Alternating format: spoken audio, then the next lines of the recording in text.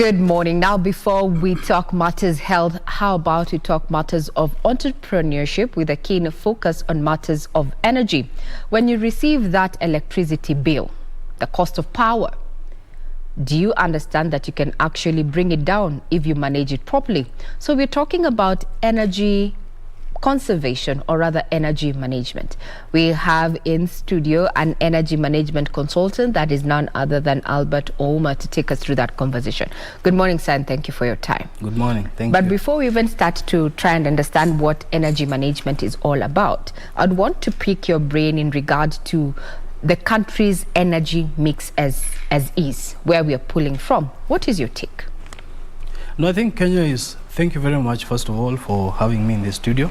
And thank you, the viewers, for tuning in. I would like to say that I think Kenya is doing very well in terms of incorporating renewable energy into the overall energy mix. The largest proportion of our energy supply come from renewable energy sources. As you are aware, we have geothermal sources. We also have the hydro power generation. Those are all renewable energy sources. We also have, I think, a supply from the wind. I think we have a wind generation plant in Turkana.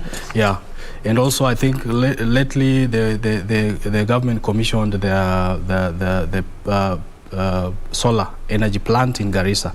So that tells you that the government is very keen on ensuring that the largest proportion of the energy generation come from renewable energy sources. Yeah. So then why, if someone would ask you, layman, from where you sit being in this particular value chain, then why the high cost of power? I think the high cost of power is as a result of many aspects. One of it is that the government has entered into contracts with a lot of power purchase private firms. So these independent power producers, as they are called. So the independent power producers, supply, they are on standby to supply power, and most of them use the diesel powered, generators. So that makes the component of the electricity bill expensive. And as you're aware, I think the government is already taking steps to review those contracts, and the ones that are already being negotiated have been frozen, put on hold. So I think that is a huge proportion of what goes into, the electricity bill. Although there are other components, which of course they will review.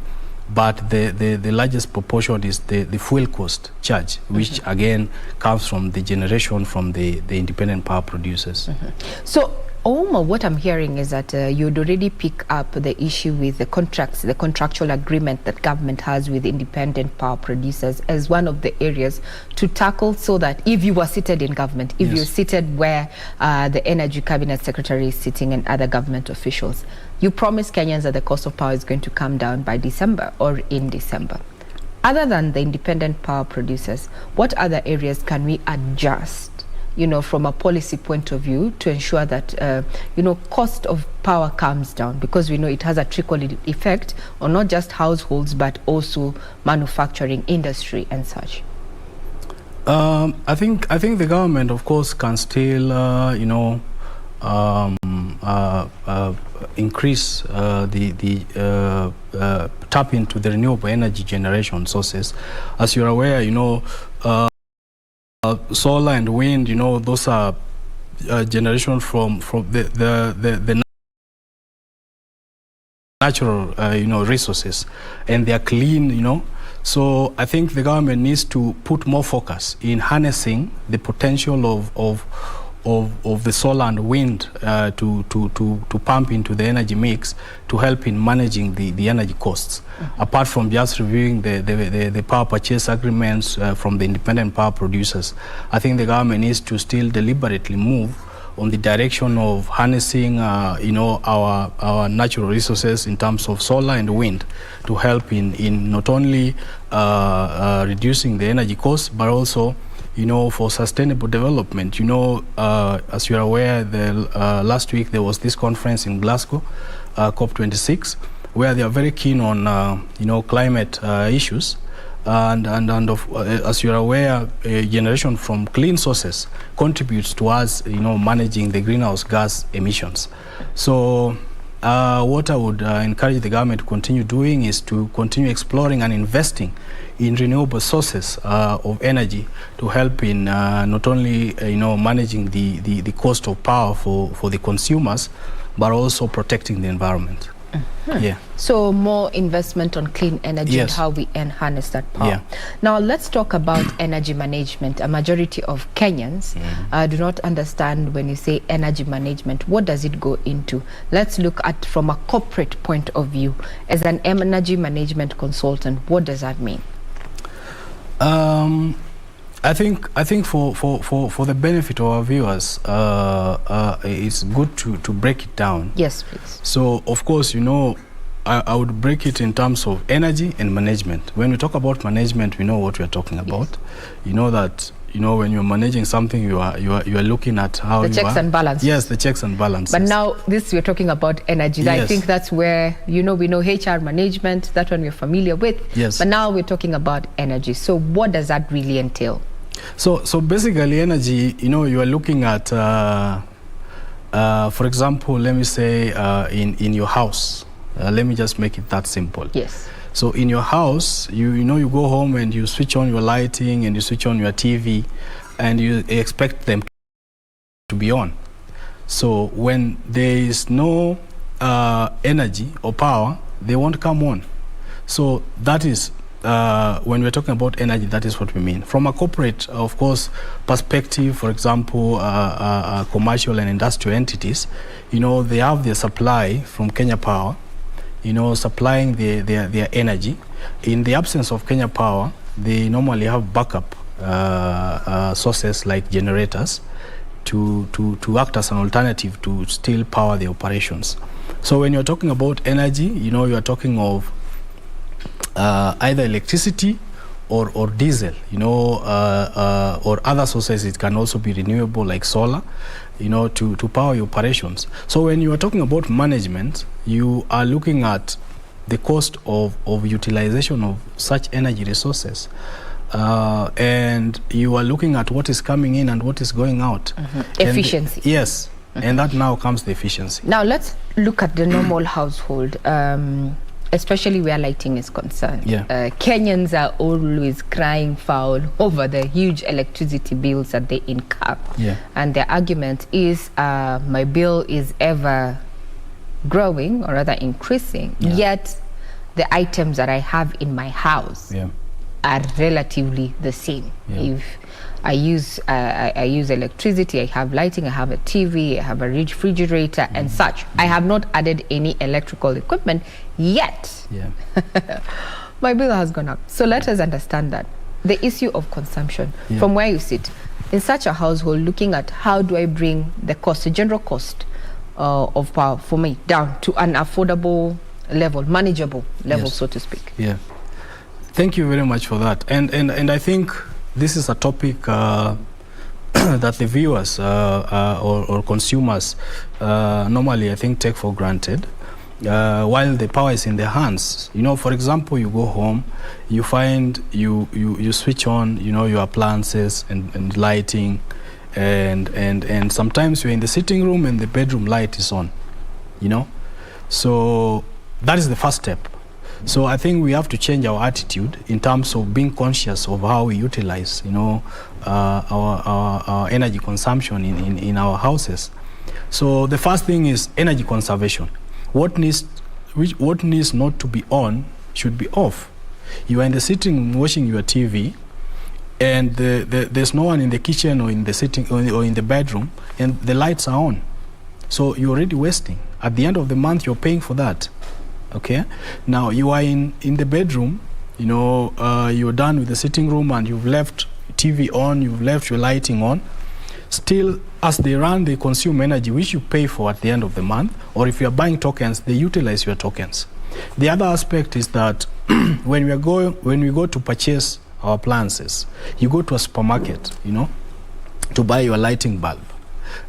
Most of us rush quickly to look at the pricing. You look at this one cost less, this one cost 50 shillings, this one cost 100 shillings. Well, there's one that is costing probably 300 shillings. And that brings me into another key aspect, which is called energy performance or energy efficiency or energy performance standards. So our viewers or consumers need to know that take into account the energy consumption of the appliances you're buying.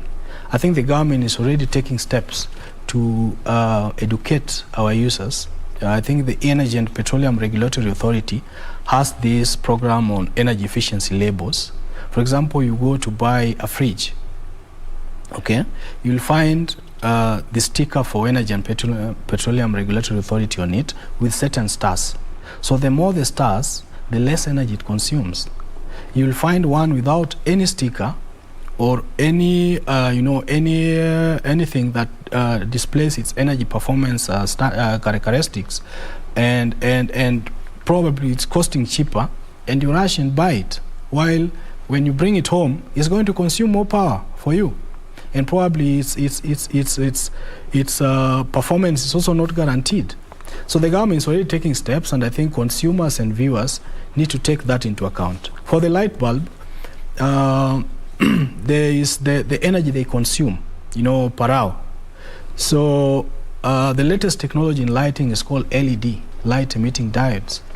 The previous technology, the old inefficient technology, we have incandescent bulbs that consumes a lot of energy. An equivalent, you find a bulb consuming 5 watts, while the old inefficient consumes 60. Now you're moving from 60 to 5.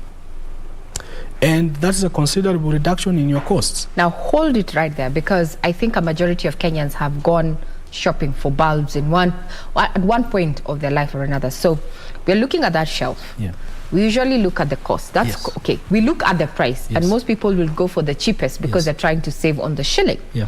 However, now what I'm hearing from you is that it is not necessarily worth your money or your investment, so to speak, because it will take more from you at the end of the day. Yes. So now for a bulb, I know there are some that in the market, the energy saving bulbs. Yes. So if I was to purchase, what's the difference between if I was to purchase a 60 watt bulb vis-a-vis? Vis-a-vis a 5 watt. So 5 watt. Yeah. So does it mean the 60 gives me more light than the 5 watt? Because that is a general norm. Like I'll go for the larger number, 60 watts, and assume the 5 because I want my house to be well lit. Let's dissect that. Okay, I think for the lighting, the bulb that consumes 60 watts are basically, you'll find more of them are incandescent, Yes. Bulbs, which is the old inefficient technology. Now, the LED, which is the latest technology in lighting, will consume 5 watts, but the light output will still be the same.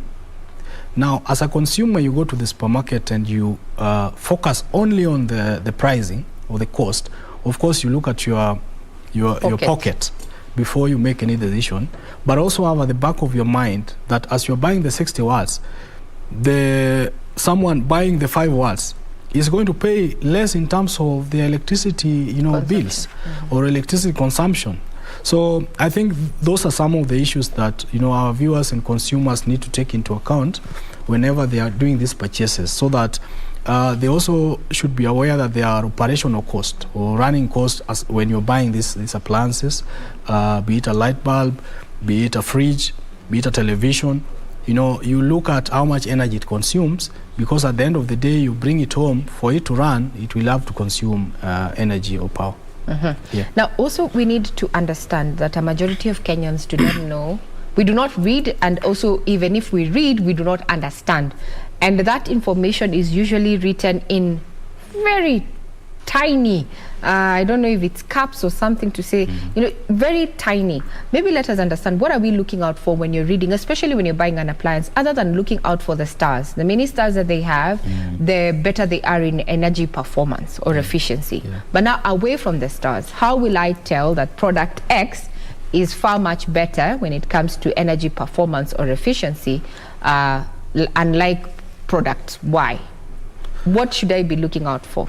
Is it the kilowatt? What am I looking at? Yeah, it's the energy they consume. And how is it, like, so figure out? Yeah. The energy consumption is normally written in kilowatt hours, denoted in kilowatt hours. Yes. So there's the kilowatt and there's the kilowatt hour. So sometimes you'll find it written in kilowatt.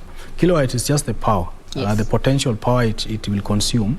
When it runs, for example, if you're buying a bulb that is, let me just give an example of 10 watts.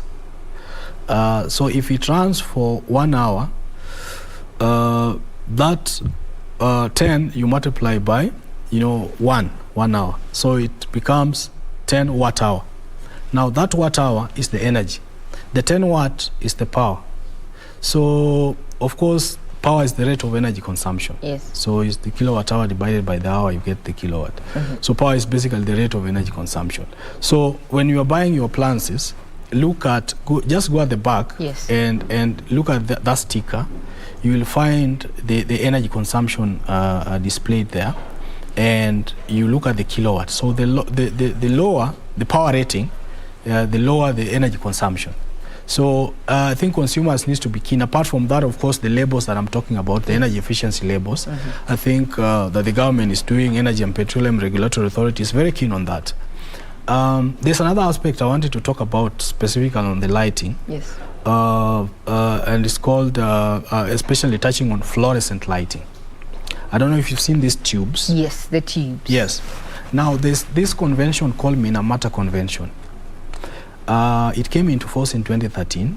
It seeks to eliminate mercury from industrial processes and products. Now, the fluorescent lighting contain mercury. Mercury is listed in the top 10 list of harmful chemicals, most toxic chemicals, by the World Health Organization. So they need to be eliminated. They should not be used. But if you go to a majority of corporates, their lighting is fluorescent. Is fluorescent. Yes. So there lies the problem. Kenya is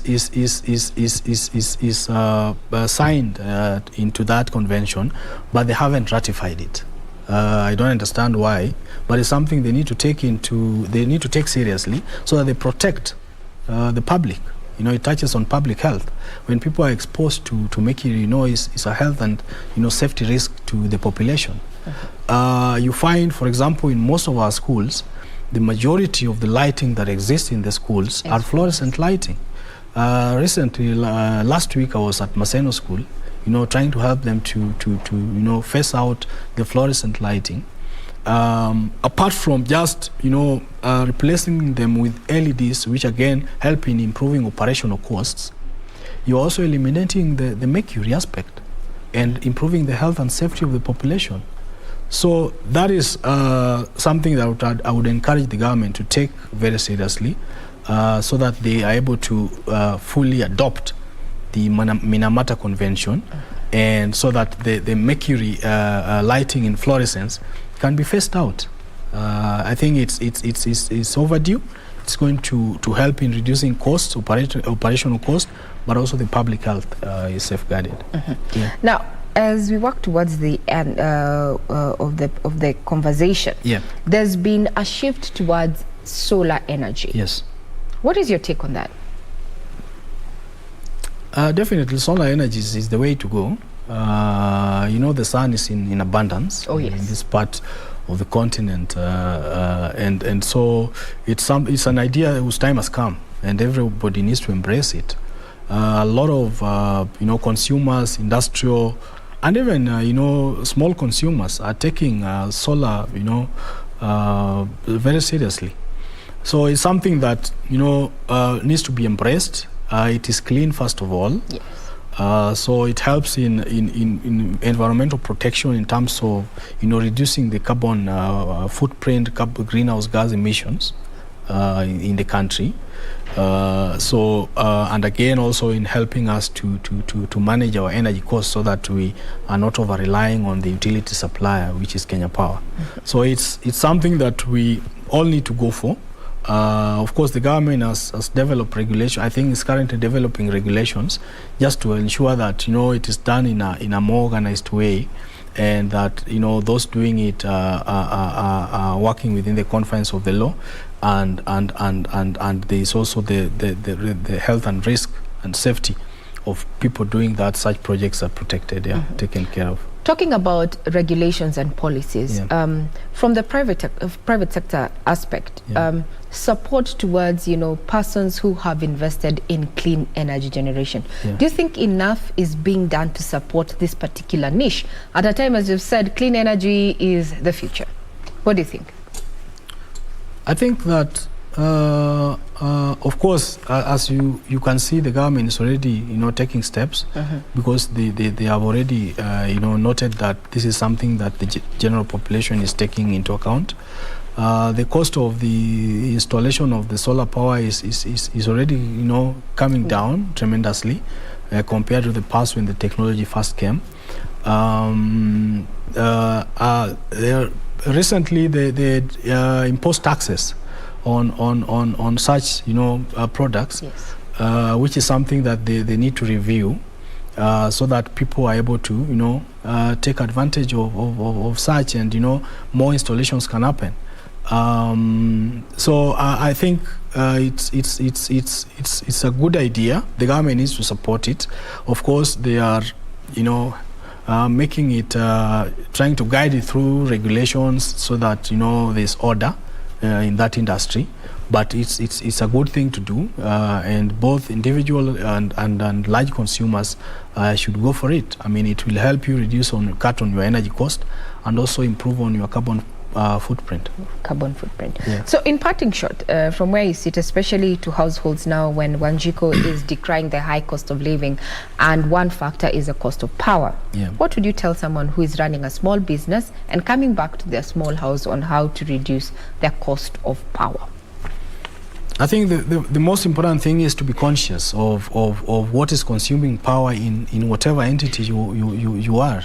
It can be your small business, where you have lighting, you have certain appliances.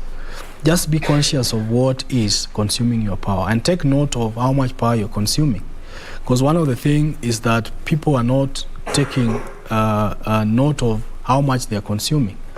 Once you've taken note of how much you're consuming, then you are going to develop steps of reducing it. And I've talked about energy conservation. When you're conserving, what needs not to be on should be off. Then I've talked about also energy efficiency. Now that is improvement in technology. For example, if there's lighting that consumes 60 watts, while there's another one that consumes 5 watts, that is now the efficiency aspect of it. They still give you the same output, but you're using less. It's like killing a mosquito with a hammer. You can tap it like this, or you can use a hammer to kill it. So where the hammer is a 60 and the 5 is a tap, and the mosquito is still dead. Yes. Well, there you have it. If you've been wondering what energy management is about, you can practice it as an individual, in your household, in your business.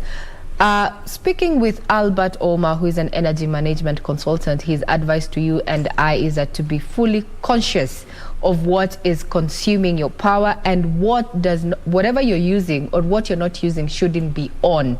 Take advantage of the daylight. You don't need to be at the sitting area or the lounge and your lights in the bedroom or the hallway is actually on. And be conscious when you're buying these particular electrical appliances. The less they consume, the less you're going to pay in as far as energy bills are concerned. So be conscious, you and I. You've been watching KBC Channel 1. We are not done yet. Up next, we're going to be talking matters health.